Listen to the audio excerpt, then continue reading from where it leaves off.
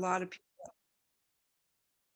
there's a lot of people out there who don't come to class but may want to do some work. So I want to make sure that I get that recording out to them.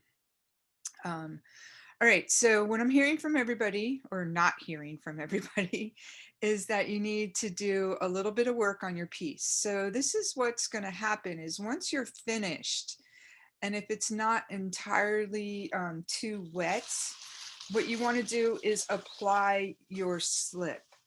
And you're just going to paint your piece the color of the slip that you have. So some of you have like really dark black slip. Some of the slip came in a weird kind of dark green color.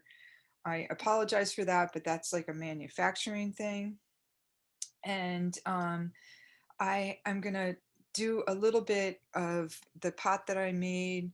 Um, I'm gonna just show you once you've finished and it's not too wet, you can apply the slip, but then you need to let it sit kind of overnight once you apply that. You still need to keep your piece completely covered because you don't want it to dry out while you're carving. And the reason you want to do that is for two things. One thing is that it's much easier to handle when it's a leather hard piece than it is if you were to, I'm going to just change this. It's much easier to handle if it's leather hard. It won't break. It's not as fragile as it can be when it's really super dry. And then the same thing is when you apply your slip, if your piece is super dry, so you know the clay you're using is kind of gray right now, and then what happens is that when it dries, it starts to become white.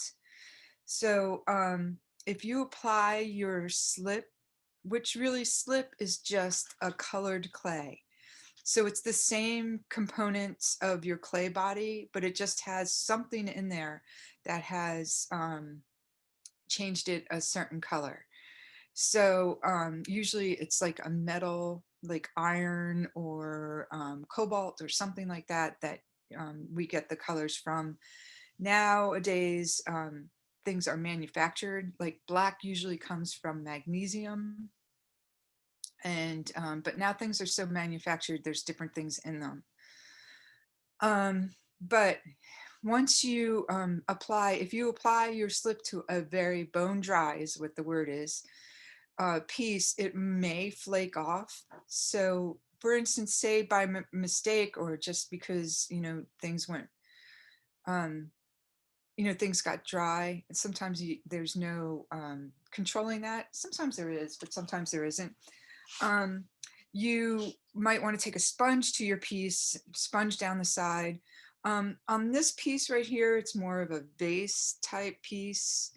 So I'm going to only put the slip on the outside of this piece. I'm not going to do it on the inside.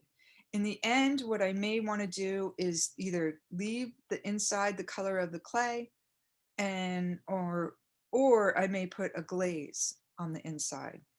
Um, so some of the pieces I showed you were black and white, but they also had color to them, and that would just be glazes. So generally what I do is just use a clear glaze after the things have been fired for the very first time, and that really enhances your piece, your carving. So the slip will seem a little dull. It'll seem kind of like a clay color more so than a glaze. So you want to make sure of that. But back to if your piece got dried out and you sponge the side of your piece before you put on your slip, that could possibly work. So just make sure that you're keeping things covered up and managing the moisture control on them as best as you can. And then the other thing is, I'm just going to quickly find a paintbrush. I have my painting brushes, and I just noticed, oh, I see some. Okay, I know where my clay brushes are. And I'm going to apply it today, and then tomorrow I'll carve. So that's what you guys want to do. When you're finished, you can apply the slip. Make sure you kind of stir it up. It should be the consistency a little thicker than water. Um, It shouldn't be really super thick. If indeed it is super thick, you just need to add a little bit of water and stir it up. It shouldn't be lumpy. You shouldn't have lumps. That again, you just need to stir things up. Um, and then you want to cover it again. So you finish it, put the slip on, and then cover it. Now, when you uncover your piece from the plastic, after you've put slip on, sometimes the plastic will mess up the slip a little bit. So you can just simply reapply in those areas and it won't be a problem. So let me go get a brush. Yes. When is this whole thing due? Well, I kind of wanted it due this week, but it doesn't look like we're going to be able to do that. Because I was like almost done with my whole thing, but there was a huge crack in the middle and it broke in half. Eee. So I Yikes. had to restart. Okay. Do you have enough clay? Yeah. Okay. I'm All gonna right. try and like get it all done by Sunday, but Yeah, I that's just good. want it done by tomorrow. So tomorrow I'm going to go over the carving, but you can certainly catch up. Okay. And then the other thing is that no, I do want to have these kind of done because I do want to move on. We are, when you look at your grades, like I don't want to keep having you put in progress, but I do too, because like in the classroom, I would walk around and I would see what you're doing and I could give you suggestions. So this way it's a little bit more, I feel blind this way, not seeing what y'all are doing. But, just let's look towards like the middle of next week, like maybe Wednesday for Okay. this to be done. Okay? Okay, thank you. Uh-huh. All right, let me find a brush. I thought I found brushes, but I didn't. I do need to clean my studio. I might have brought all my brushes to school.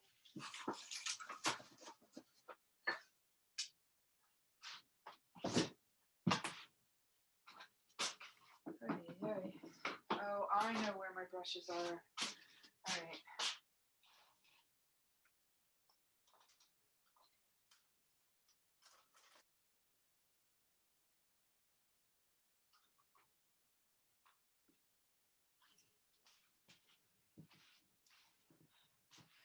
All right, I found a brush. I'm sacrificing one of my painting brushes for this. So I have some, it's not slip, but it is an underglaze. So it's the same thing.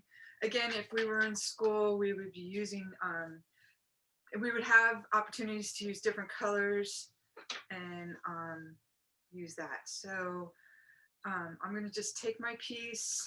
I'm going to do one coat. It's not like slip. So I'm just kind of getting this on the outside of my piece. And I am going to have to invest in some brushes here.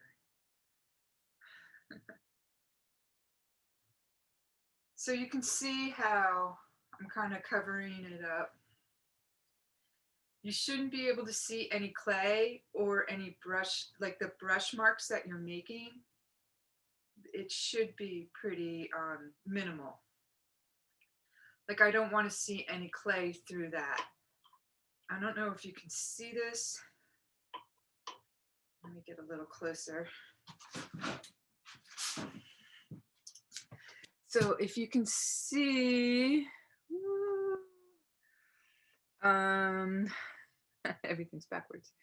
It's a little light right here and it's nice and dark over there. So that's what I'm gonna do, is make sure that it's nice and dark. Again, you don't want to put in too many layers of this because either it will crack or it will just be way too thick. You know, it'll look kind of lumpy, I guess is a good word for on the clay. So again, like you know how in glazes you have to have 3 different coats. In this slip, you do not. And the slip is kind of what you see is what you get as far as color is concerned.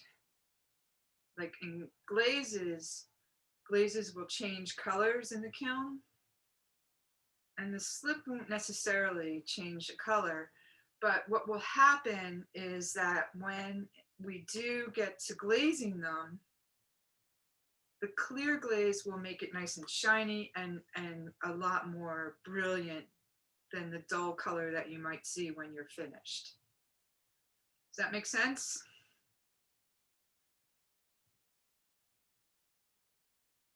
Okay, so I'm just kind of carefully getting it. If you get it someplace you don't want it, you can take a sponge or you can scrape it off when it's dry.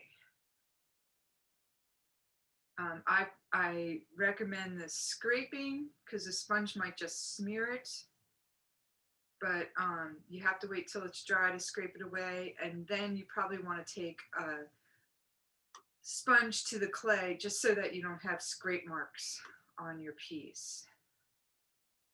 So again, I'm just doing the outside because I don't really want the inside. I want to make sure that it's covered precisely. I don't want it to be, see any clay through here. I don't want to, I want to make sure my rim is set. So I did get a little bit on the inside, which I will scrape away, and I am going to do the rim. Miss Maul, Yes. is your pot like kind of dry? No, it's not. Oh, it's kind of wet. I'm using a different clay than you guys. I only have stoneware in my studio, so it's a different color. But let's see, when did I throw this? I threw this on Tuesday, right? And I think I trimmed it yesterday. So it's still pretty, it's like what I would call leather hard. So I can't really change the shape of it, but I know that it's not going to change the shape, but it's sturdy enough to hold in the ways that I was holding it. So right now I'm going to let this sit here and dry for a little bit, and then tomorrow I'm going to start to carve. So I am going to cover it with, after it dries, like I'm just going to give it a little bit to dry, and then I'll cover it with plastic. And then tomorrow I may have to touch up the rim here and then start to carve. But when I start to carve, I want to be able to touch the slip and it not smear or come off on my hands like this does when it's really wet. All right, so that being said, why don't you guys stay on? I'm gonna stop this